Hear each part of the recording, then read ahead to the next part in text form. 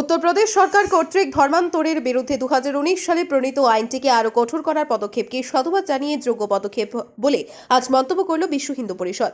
ভিএইচপির কেন্দ্রীয় সংগঠন মহামন্ত্রী মিলিন্দ পারান্ডে এক বিবৃতিতে বলেছেন যে আইন তৈরি হওয়ার পরেও কঠোর নিয়ম থাকা সত্ত্বেও লাভ জিহাদ এবং অবৈধ ধর্মান্তরের ঘটনা থামার কোনো লক্ষণ দেখা যাচ্ছিল না। এমন পরিস্থিতিতে মুখ্যমন্ত্রী যোগী আদিত্যনাথের সরকার কর্তৃক উত্তরপ্রদেশে বেআইনি ধর্ম পরিবর্তনের উপর নিষেধাজ্ঞা সংশোধনী বিল 2024 বিধানসভা পাশ হওয়ার সাথে সাথে এখন আশা করা যায় যে কেবল যারা শুধু সংগঠিত অপরাধী তারাই নয়, বাকি জিহাদি ও মিশনারিরাও তাদের অপকর্মের ভয় পাবে।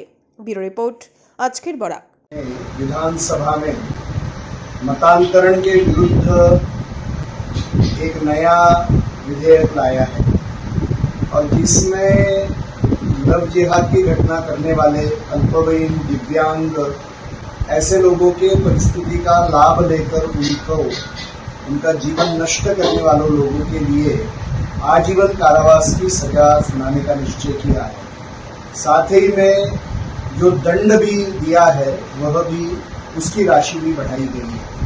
तो इस कारण से मुसलमान समाज का एक वर्ग जो लव जिहाद की घटनाओं में जुड़ते रहता है या क्रिश्चियन मिशनरी जो हिंदू समाज को प्रलोभन है या उनके अज्ञान का लाभ लेकर धर्म से भ्रष्ट करते हैं, उनकी सारी षड्यंत्रों के ऊपर नकेल कसी जाएगी और इसलिए उत्तर प्रदेश सरकार का अभिनंदन करने योग्य है।